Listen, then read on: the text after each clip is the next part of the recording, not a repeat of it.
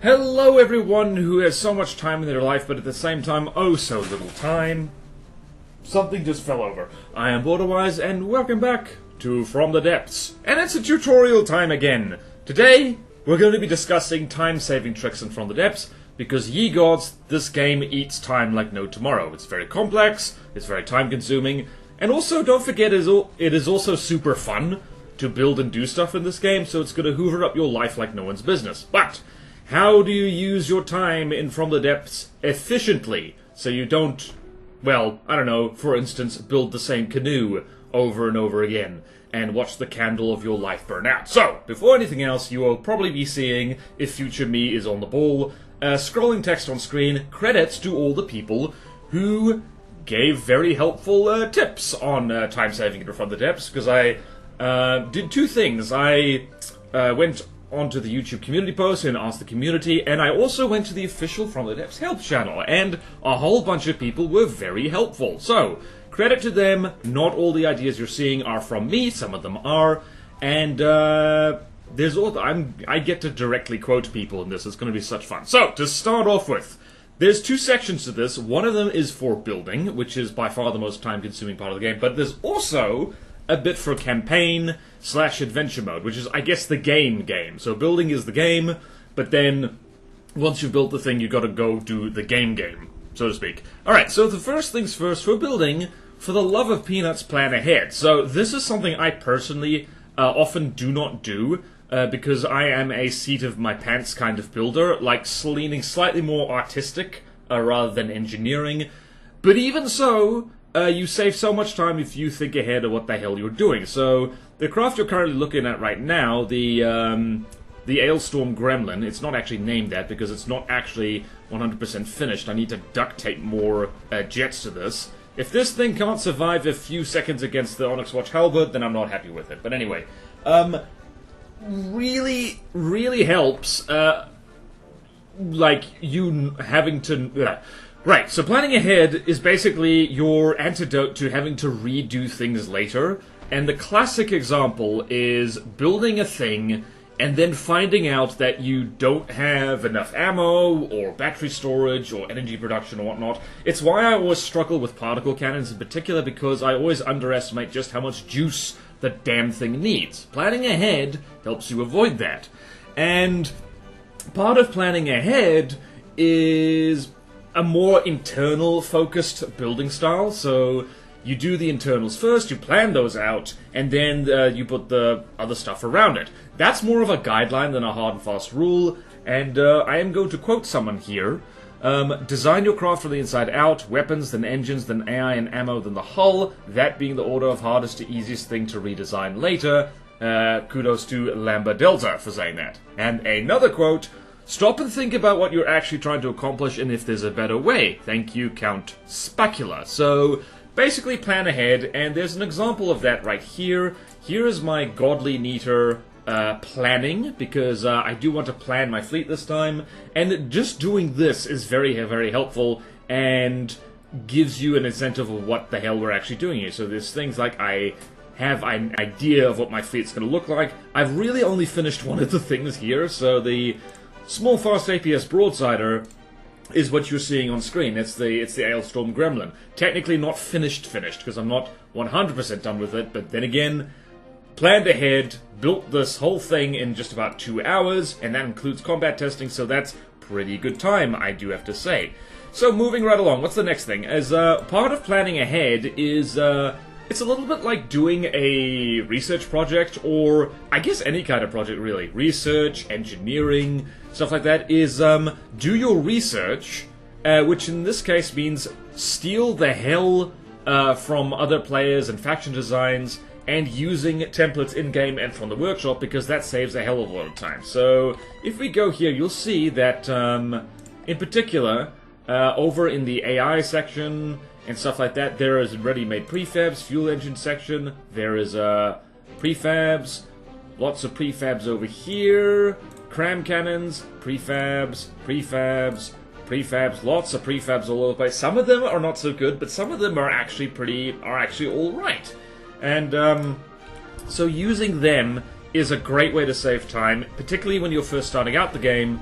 It is just an excellent way of just getting going, getting yourself started, and just in the game building stuff and having functional stuff to look at to see how it works. And here's another fun quote: chances are if you're trying to do something, someone has already figured out how to do it 50 times better than you. Credit to Cat Nibbles for that. And then another quote: I don't build cram, I steal it. So, hyphen Dinoc, hope you're enjoying stealing cram from all over the place. Shut up, phone. This is a very well planned video, but beware. So this one comes with a caveat. Yes, you can use prefabs. Yes, you can nick stuff from. I say nick. It's more like be inspired by. Like, you know, I don't know. It's not theft. It's inspiration, and also copying and pasting from someone else's Word document. That's legal, right? That's definitely not plagiarism. Just because it appears to work on something else doesn't mean it's the best way to do it. That goes for workshop designs, player designs, but especially for faction designs. So Frostbite, who is, I believe, a prolific member of the FTD community, I forget what they've done. They've done a lot of stuff. Just because a craft kicks you in does not mean it is a good reference to learn from. So there's good examples of that. Probably one of the best examples, and yes, our friend here is going to have a very, very bad day. Because I'm going to spawn in the Megalodon. The Megalodon, when it was first added to the game, this thing seemed invincible. However, as people are very fond of pointing out, this thing has very specific things that are not optimized. That is because it is a faction design. And faction designs have specific rules that they have to adhere to, specific standards, and so just copying even Godly Craft in Neater, copying them just blindly without really thinking about what you're doing is an excellent way of inheriting all the mistakes of them. Saying that, wow, this thing actually took a Megalodon volley to the face and didn't die immediately. Now it's going to die immediately. Hooray! We'll just let this helicopter disintegrate a little bit. Okay, so another example would be the Greyhound's Pyre with the fact that its wedges aren't backed. That is because of block count limits. So you, the player, are not necessarily limited by that. Be careful what you steal. But do steal ideas, because, honestly, it's been done before by this point, and done quite often very, very well indeed. My helicopter is gone. And let's see here. Where can I lock onto? Let's repair this from absolutely nothing. Hooray! There we go. Let's see this thing get out of the water. Number 3 is, and this, I get a pat on the back here for actually doing this in the planning of this video. Don't be afraid to ask for help. So that is kind of a step 3. It's like, alright, so you're reverse engineering, that's the word I was looking for, all over the place, but how do you know if it's good? You ask for help. So, there's a From the Depths Reddit, but can personally recommend official FTD help channel in the Discord. And I literally went there to ask this very question, and I got some very good answers, which I'm sharing with you right now. So, yeah.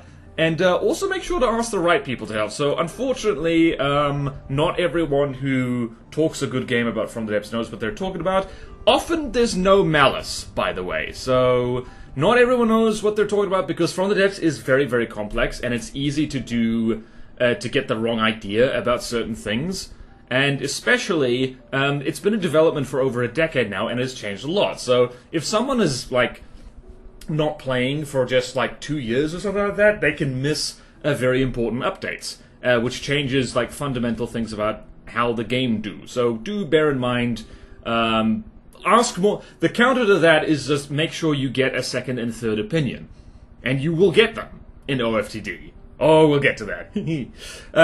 There's also a help knowledge base in official FTD, which I'd never heard of before, so thank you, Vertism, for pointing that out, because I legitimately didn't know it was there. It never occurred to me to look, and that is going to be linked down in the description and in the comment section, so you can go look at it, because odds are pretty good if you want to know the best way of doing something, that is where you go look. And of course, watching tutorials is fine and dandy. Not everyone likes the idea of video tutorials for, well, anything really. Not everyone learns best from them, but some people do. So watching tutorials is great. Just make sure to watch more than one and read the comment section of them, just in case the YouTuber or just the tutorial maker is wrong about something. So some of the best things I've ever learned in From the Depths I have found in the comment section. And by the way, it's okay to watch them at ×2 speed if you don't do that already. I personally do not mind. If you're watching this at ×2 speed, I hope I sound funny when I talk fast. Anyway, and another time saver, now that we've gone over the before build, now getting into the actual build itself, and one of the most bleeding obvious, a lot of people pointed out this one, is mirror mode. N. So if you're new to the game, you hit N on the center line of your craft. That makes the mirror. This is one of the things that's really obvious, but I am 6,000 hours plus into this game, and I still sometimes forget to hit the mirror mode button, so that's embarrassing. And for the record, if you hit Alt-N, it automatically puts the mirror mode straight down the center line, which is extraordinarily helpful, and helps you build quite literally twice as fast for the most part. Now, speaking of mirror mode, is know all the tools. This is another obvious one, but it's a good habit for newer players to develop, is there's a lot of keyboard shortcuts in From the Depths. I did actually do a video on that ages ago. I suspect no one's actually Googling that. I mean, if you really want to find out, here's where you find out. So it's like, here it is, key mapping. So here's where all the fun buttons are. Especially over here in the build section, there's all kinds of fun things here. Everything from the build button to more funky stuff. So, one of the prime examples are F for fill tool. So if we go over here and go da da da da da da da da da da da da da da da. Okay, so here we have a nice box, and I could spend approximately 3 million years doing that. Whoopsie daisy, I have put that mirror line in the wrong place. Oh no, this is even worse. This is terrible. So I could spend a zillion years doing something like this, or you could just look into the gap and hit F. Fill! Fill is fantastic. Will absolutely save you a lot of time. In fact, I recommend building your designs so you can take advantage of the fill button as much as humanly possible, because it will save so much time for you. And also other handy keyboard shortcuts. Let's go find... oh, what's this? Nice slope here. I don't want a real slope, so Control-Shift-X places things as a decoration. Control-X just brings up the deco menu. But that particular shortcut, you just grab like literally any kind of block, and you just place it as a decoration. Control-Shift-X is really speeding up your life when it comes to like decorating your craft. Cannot recommend enough. And also, a bunch of people pointed out that, like, since a few updates ago, I don't remember when this was, you have, like, Control-C, Control-V. You have copy-paste. So, let's see here. What's a fun thing to copy-paste? So, let's have an two APS mantlets here. So, say I want to set this thing to required accuracy before fire, and weapon group 1. Maybe I don't want the railgun magnets to spin, maybe want the gun barrels to spin. Control-C, and then Control-V. When you hear those noises, there you go. Beautiful, beautiful. Huge time saver. Allows you to copy-paste settings for the same blocks, especially for propulsion. Really helps. And another thing, and you might have noticed this, is like one very simple thing that you can do to speed up your time in From the Depths is go to your option settings and go to, where is it, View and Control, and turn the camera speed up. So currently, my normal camera speed is set to 2, which is nice and slow. It means I can zoom slowly in and not make everybody sick. But say I want to really zoom out, I have the sped up camera set to ×40. So which, especially if you're building something gigantic, is a real time saver, because it means you can just do something on the front of the giant canoe, because that's what you're building, right? Right? It's not just me, right? And then you just zoom all the way back over to the other side of the giant canoe. Speaking of giant canoe, I'm going to spawn in not a giant canoe, I'm going to spawn in a not canoe. Let's call it a nightingale, because that's funny. That's not a canoe, but it might as well be, because it's a sail ship, and sail ships are fun. Alright, so, another trick to save time, and this is coming from the... Who done did this? I'm going to temporarily make this guy not invisible. What's it? Invincible. I think this guy did the thing, one of the things I hate most in the universe. Did he do it? Yep! Matt. So Matt Ginsberg, who has made a whole bunch of neater vehicles, is, it's not the only person who said this, but also, like, test your components ahead of time. So test things individually. So, over here in my, my fortress section, we've got, what is it, test fortresses. So you got an armor test fortress, you have just a test fortress in general, but also, I have a test structure. So where's it? Here. So power and engine test platform, this is literally just, blank. Where did I put that? So, it's down here, ignore the violence up there. So this thing right here, has no material and no engine power whatsoever, because it's a structure, it doesn't need it. Which means you have a perfectly blank slate for testing engines, be they fuel engines, steam engines, RTGs, all that kind of stuff, and particularly good for testing energy weapons, because the fortress's power requirements, well, are not there. So, test individual bits and pieces, it's very handy, and will save you a lot of grief later, so it means you don't have to figure things out as you go with the build. Speaking of the build, standardized parts, prefabs, and sub-objects. So, I'm going to delete everything, and we're going to restart the designer, and I'm going to take you on a fun trip through my prefab stuff. So, rule of thumb is, if you find yourself doing the same thing more than once, even if it's only, like, one more time, prefab that stuff. So this was probably the most suggested thing, like, with good reason, because prefabs will absolutely save your bacon. So there's lots of stuff in here. What's in castle bits? What's this? Oh, hello. I didn't even know I had that, but by gum, I do. Wow, I should make more castles, clearly. Right, so that was... When did I do that? I think I built a fun castle at one point on a live stream at some point, but I had to do more than one of those towers, so I prefabbed the whole thing and literally saved it. So now we get to enjoy it now. And also here in control mechanisms. So this is a thing that I have put more than once. It's literally a nuke spawner. It starts with just that default little nuke thing. I can change it if I want to, and that's handy because those are very clicky to set up.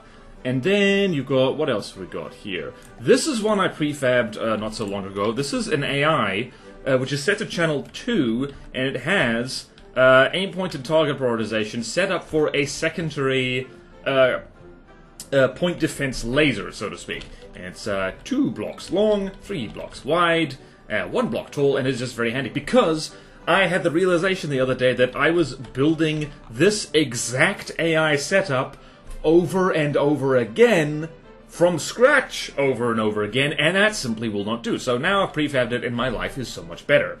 And if you prefab it, you are more likely to use it because it'll be quick and easy. And having pre-made turret templates as well. This is the subject of things like prefab, sub-object, same thing, save. So let me give an example. I at one point had a merry afternoon just having a whole bunch of fun round turret templates because I like round turrets.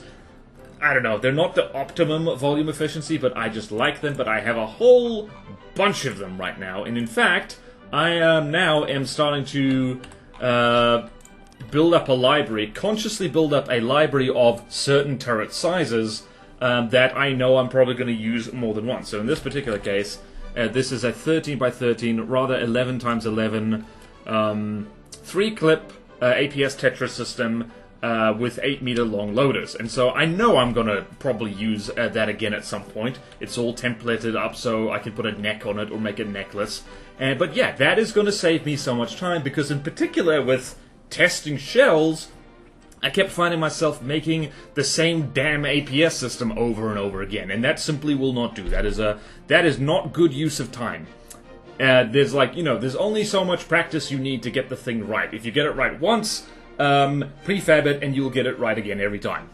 And So being, like, it is okay to use prefabs.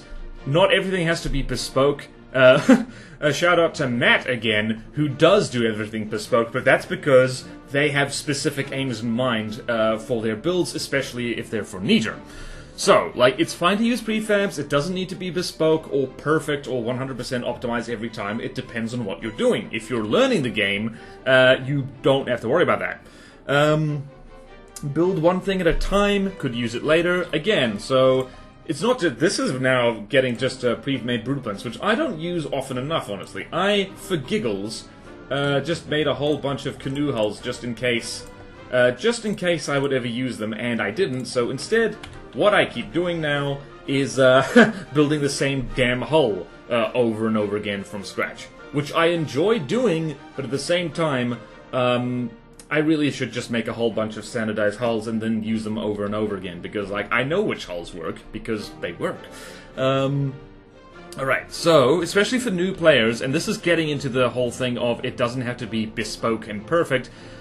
Perfect is the enemy of good, as far as you're concerned. If you're less than 100 hours in, you just gotta keep doing more stuff. You gotta make full craft, complete craft. Optimize later, your first build should just work. They should just do the basics of what you want them to do. And 2 quotes here. So, as a beginner, you're not trying to make the most meta craft ever, you're trying to fail quickly so you can learn and keep whatever works as you go, bit by bit. So, that bit by bit I added, so thank you Voltense for that quote. And learning optimization in this game takes a while, and the best way to do that is to make a ship, see what fails, make another one, repeating until you have something that works well. Thank you, a Tesla battery. Don't run out of charge, that's a terrible joke.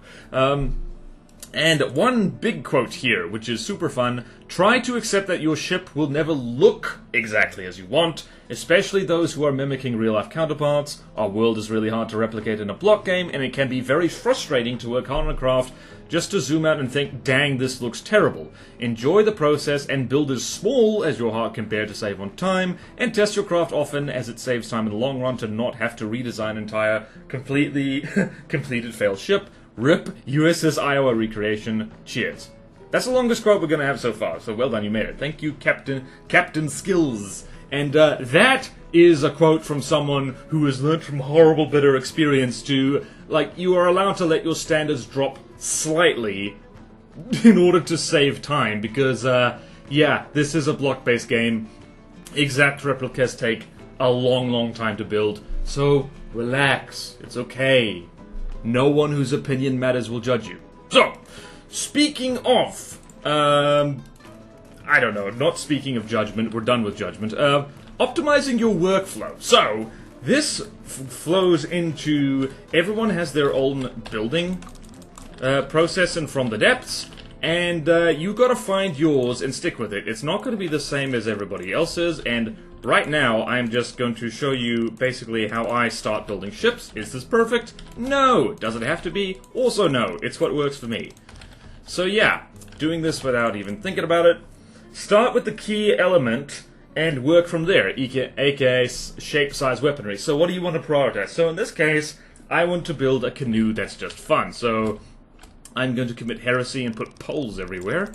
And then I'm going to do there, and it's just literally make canoe for demonstration purposes. That is my goal, and I will do my goal, like so. Whee! Goal accomplished! Ta-da! It's not canoe yet, though. Alright, so build component by component and shape by shape, and that helps make the resulting craft unique. So, this is leaning into the more, if you want to make a truly bespoke craft. So, you saw the gravitas earlier. That is bespoke as hell. So, yeah. That is like, that's if you want to make something truly unique. If you're doing what I'm doing right now, which is like, I am just hammering out an example hull here, showing you my workflow, starting from the bottom, making the mid section, and then canoeing out from there, canoodling out from there. Is this the most optimal hull? No, but it's for demonstration purposes and it makes my brain happy. Whoopsie daisy. And also remembering ahead of time that this thing is probably going to want to run into land eventually. There is that. And one trick is build modularly. Not essential, but like if you, for instance, I remember ages ago I did a video on like wait a minute, do I actually have that? I think I do have that. So ages ago, I did an experimental video on... where is it? Did I do that? Is it still here? I don't think I did it, but, migrated. What's this? Oh dear. Anyway, I did a video on self-contained missile turrets, so if you're wondering what the hell I mean by that, I mean, and I just realized I did my own build wrong. Don't talk while you build, people. It, like, gets bad results. So it's something like this. You have a turret, and you have missiles on it, and you have whatever missiles you're gonna have on it, like, I don't know, have large. Pretend it's not floating. And then you have everything that thing needs on the turret itself, somewhere. So maybe on the back here, or something like that. Because if that gets hit, the turret block itself has been hit, and the missile thing falls off anyway. So that kind of modularity is not compulsory by any means, but if you're just trying to save time, and you just want quick and dirty stuff that actually works well, that can be very good for you. So there is that. Modularity is one trick. Not everyone will want to do that. Again, bespoke, nothing wrong with bespoke, it just takes longer. And one important thing that I failed to do just now is build in the color that you want the thing to be. So in this particular case, I like ships which are black, and I really should have been painting this thing in black. I didn't. But thankfully there is a handy trick for that, which I will use right now because it's fun. And there, and hit F5, make sure we're giving stuff, and now I'm just going to go wood, wood, wood, wood, wood. There we go. So pretend I did that from the start, because that would have saved me a lot of time. Or in this case, just a few seconds. Have a build style. This is like optimizing the workflow is part of like finding your style as a builder, so it's a little bit like From the Depths is like as much art as engineering, by the way. So you will find your style. What's your style? Is it the style of building without building? Probably.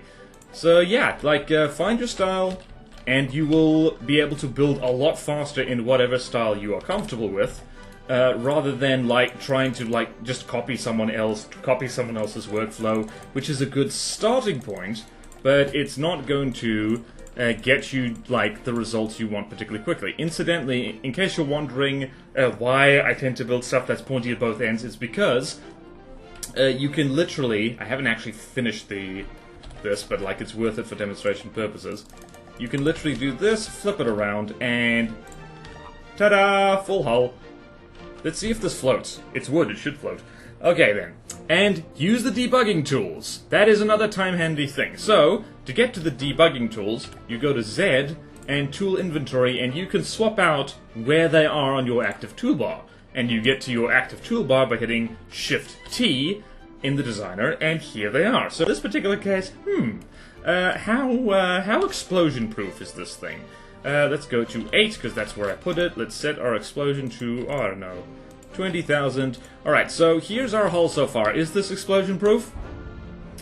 Dare I say... Okay, so the good news is that is enough armor against what is basically an HE cramshell to keep whatever's in the middle of this thing alive. Okay, good. That is good to know. A second one, on the other hand, you can't defend against that because guess what? This thing's made of wood. But that just saved me having to spawn in an Onyx Watchcraft or something like that to see how well this hull stands up to that. So it literally saved, like, I don't know, maybe a minute, maybe 2, but those add up over time. And last thing on the building section is that redesign, even if you plan ahead, even if you test ahead, there are sometimes redesigning things will save you time. Because it's like, if you know something isn't optimal, like, oh, I don't know, maybe this armor scheme is kind of sucky and maybe like, alright, we need to redesign this from the ground up, you will notice that I have not, like, filled out the rest of this hull with this armor scheme yet, which is, like, probably questionable. It's 2 layers of wood, poles, I nearly said bowls, and 2 layers of wood again. Maybe I should redesign that early in the building process before I fully commit and then have to spend a zillion hours redesigning it. Anyway, so that's the point where like, try and anticipate the redesigning early in the building process, and that will help you stop using time inefficiently. I don't like to say wasting time, because this is a video game. Technically, it's already a waste of time, depending on what your criteria for time wastage is. No one is saving the world by playing from the depths. At least I don't think so. If you are, do let me know so I can give you a shout out, because the world needs a bit of saving, honestly. Like, it always does, but, like, more so. But yeah. But the one thing that I will add, which I think no one suggested this, is know when to let a blueprint go. From the Depths is a game that gets updated every so often, even now that the main part of the devs are off working on a different game, which I'm hell of looking forward to, by the way. But even then, as your skill as a builder grows over time, you will essentially go back to your old craft and realize, oh, wow, I did not do this correctly at all. So, let's have a look at the Retired Craft folder here. So, probably the best, the biggest, literally the biggest example of this is the Titan Slung, which is a monster battleship I made back in the day. And I was very proud of it. I enjoyed making this thing, I enjoyed using it. It was a good time. It was at the time of building, it was the biggest thing I've ever made. I think it still is, actually. I figured, hold on, let's look at the Drachenslong. Where is it? The Drachenslong is not in the Retired Craft folder for some reason. I don't know why. I think maybe the Drachenslong is bigger, 50,000 versus... Yep, okay, no, Draki is bigger. Draki is a lot bigger, and I spawned these two too close together. So, these two design... Jeekins, hell, I had no idea Draki was so much bigger than the Titan Slung. Cripes, I don't think I've ever spawned these two in next to each other before. But anyway, there is a point, especially with larger designs, where you have to look at them and say to yourself, okay, we're done. We're done. It's going to be too much time to try and retrofit this. People have been asking occasionally, and like not that often, whether I'm going to do a Mark III Drachenslong. And I think the answer right now is a pretty safe no, because I do not have time. I do not have time. I do not have the inclination for it, because it would be so much work to retrofit this damn thing, and there's so many things that are outdated about it. Just not only in terms of updates to From the Depths the game, but also just in my own skill as a builder. I have gotten better since then, I hope. So, Draki will probably never get a Mark III. If anyone else wants to make a Mark III Draki, I think people already have, actually. I forget. But yeah, so there's a point in which you have to let designs go, and like, I actually spawned in the Titan, but please don't ram my fresh little hull. Oh, just a little friendly boop. And see? Aha! That's why planning ahead is good! Rubber, baby, rubber! Rubber is good! But anyway, the reason the Titan Slung got retired is because the big turret collision update actually broke her turrets, and I sure as hell was not going to refit those damn turrets again, because I think I already did that like 3 times in the building and retrofitting of this thing, so it was like, at that point, it was like, niet, time to quit. Okay, so now, that's all the building stuff, so that's 11, 12 different handy tips for you, and ironically, I think this video is actually kinda long. Yep, it is. Terribly sorry about that. So, onto the campaign stuff. So, with campaign time saving, and at this point I am going to spawn in my little friend again. Where is my little friend? Where is my little friend? Because this is the first combat craft I've made for like the Godly Need a playthrough I'm planning. Yes, I know it's taken a long time. I'm anxious about it. I want to do it right first time, which is probably the opposite of the advice that I'm about to give people. So, with the campaign, one tip is Overkill is Better in terms of time saving. So, yes, trying to do things with the absolute bare amount of materials is all very well and good. That is like, you know, you didn't really get to shoot the Nightingale much, did you? There you go. There you go, laddie.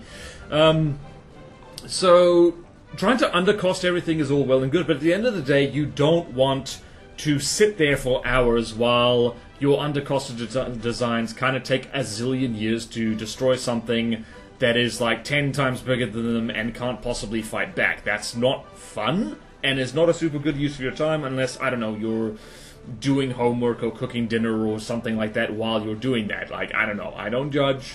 Goodness knows I have occasionally, especially in the final episodes of Steel Sovereigns, I've literally, like, cooked dinner while recording that, because certain things took so long. So you don't want to get in that situation at all. Try and go for, like, slightly more firepower than you think you actually need, and you will save a lot of time there. Actually, we're doing quite well against the Nightingale. Good little starter helicopter. Another thing with saving time in the campaign is do take the time, and this is fitting in with planning ahead, learn all the weapons. At the very least, to get them, get your skill with them to a functional level, because all the weapons in From the Depths have pros and cons and strengths and weaknesses, and some of them are quite specialized for certain things and will help you do them faster. So probably the most infamous example of that would be cram cannons, which are very specifically for shooting big, slow, predictable targets. Which would actually, like, there are times in which a cram cannon will kill something a lot faster than, say, an APS would, or a laser, or something like that. But not always. And also bearing in mind the whole undercosting thing, there are times in which a cram cannon could do things more cheaply, so you can build it in the campaign sooner and get things going faster, for instance. However, you gotta know the weapons inside and out, and like the rough outline of them at the very least. So cram cannons, for big, slow, predictable targets. Advanced cannons, generalist, never leave home without at least one. Missiles, nice and compact, they hit things reliably. Laser systems, fly swatter, excellent. Flyers being anything from small planes to bullets. Particle cannons is the middle finger to everything, that is your trump card. Plasma cannons is middle finger to heavy armor, flying bricks, and flamethrowers set things on fire for cheap. So, know your weapons and pick the right weapon for the job, and your campaign experience will go much faster, and you'll probably have an easier time too. The other thing is be aggressive. So, in the campaign, if you want to, sure, you might want to see all the designs that the AI could possibly throw at you, but also maybe you just want to beat the damn thing in a reasonable time frame. So, be aggressive. Get your craft to the point where they can just get going and go zoom zoom and capture tiles and threaten resource zones and like threaten enemy trade routes and stuff like that. And then you will beat campaigns really quickly. So the little campaign tester I did the other day in the Onyx Watch, I should probably link that video because I think it's quite fun. That was like something like, I don't know, what was it? It was like 2 hours and I beat that campaign, which was nothing. By From the Depths standards, that's nothing. And partly it was because, bearing in mind that I had a failed attempt just before that, I kind of got lucky on the second one. Or unlucky on the first one, hard to tell. I was aggressive. So I got my little flyers, I sent them capturing tiles. The moment I had a ship big enough to threaten the Onyx Watch resource zone, I sent it off and it clapped, what the hell was it called again? What is the Onyx Watch resource thingy? Installation, what is it? The furnace, that's the one. What is the smelter exactly? Alright, so the moment I could threaten a furnace, I sent my little ship off to clobber them, which meant the Onyx Watch didn't get enough money to build big scary stuff, and we clobbered them in no time whatsoever. So that is a great way to speedrun campaign, is just be aggressive and take out their resources quickly. RTS style. And another speed thing is, like, don't feel bad about manual control. Like, don't feel bad about it. It's okay. It is really okay. For instance, if I'm here and I just want to snipe this thing clean out of the sky, let's do this. Admittedly, our little guy is kind of inaccurate, so maybe I shouldn't do that. In this particular case, manual control is not that helpful because this thing saturates the whole place with bullets anyway. But yeah, manual control just to, like, especially for planes, which are death spiraling, having manual control of whatever hit-scan weapon is on your ship, that's okay. If they're death spiraling, you've already won. Also, shout out to the cram sound effects mod. It's very nice. So yeah, manual control's okay, don't worry about it. So, this video is kind of too long to summarize, and I apologize about that, but here's a bonus little thing. And I guess it's going back right to the beginning of it, is plan ahead. And so, Moose, congratulations, you're famous now. Don't try to build a craft that is 1 times 1 times 50,000 meters. Biggest mistake of my life. And then closely followed by, whoops, typo, I'm not that crazy. So, at the end of the day, remember that we're all slightly wacky for playing this game at all. And you're going to spend a lot of time of this if you enjoy it.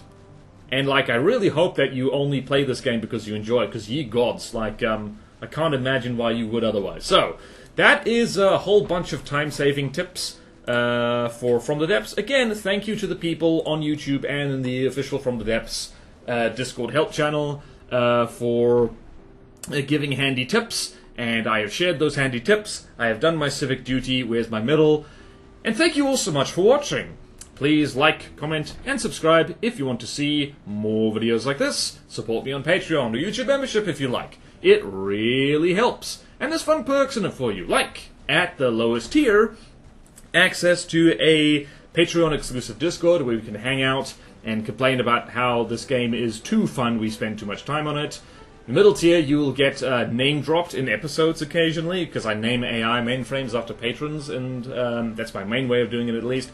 And at the highest tier, I'll even build stuff for you, or draw stuff for you. I built a... Let's spawn in that airship I built. I built a ding-dang airship the other day, and it's, like, not the best, but, like, I'm reasonably proud of it because it was much-needed front-sider practice. Where is it? There it is. It's big and gold, it's big and black with yellow trim, and it's just super fun. I built that for someone. You're welcome, Slender Knight. I really hope you're enjoying it. So yeah, there's that, and also check out my other channels and my Twitch. I forgot that this thing spawned nukes. Oops. We're gonna need to spawn in some more rooks in a big hurry, or a lot of marauders. Anyway, do check out my other channels and my Twitch, because there's a lot of fun live streams going on over there from the depths, and also other games, and also art. And especially subscribe to the VOD channel. It needs the subscribers. Please and thank you. Please bookmark that channel. You'll make me happy. And have a good one. Happy time saving and From the Depths. All the best to you, and farewell.